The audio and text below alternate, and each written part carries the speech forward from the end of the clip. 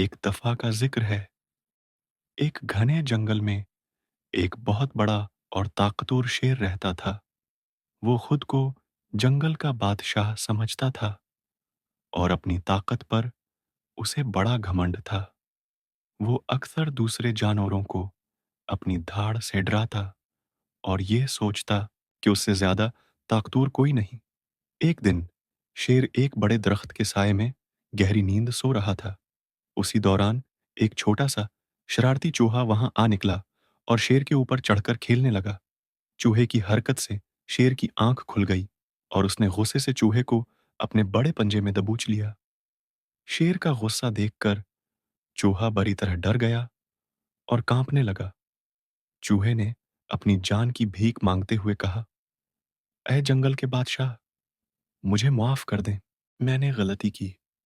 अगर आप मुझे जाने दें ये तो मैं आपका ये एहसान कभी नहीं भूलूंगा और शायद किसी दिन मैं आपके काम आ सकूं।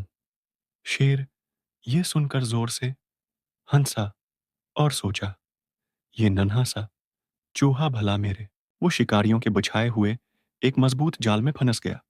उसने बहुत कोशिश की मगर खुद को आजाद न कर सका। वो मदद के लिए जोर जोर से धाड़ने लगा मगर कोई भी जानवर उसकी मदद को न आया क्योंकि सब उससे डरते थे।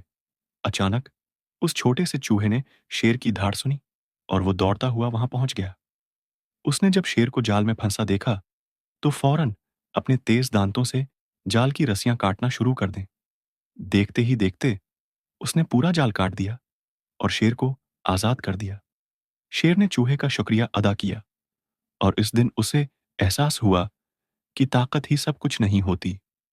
उसने सीखा कि कभी किसी को उसके छोटे होने की वजह से कमतर नहीं समझना चाहिए, क्योंकि एक छोटा सा दोस्त भी वक्त आने पर एक बड़ी मदद साबित हो सकता है।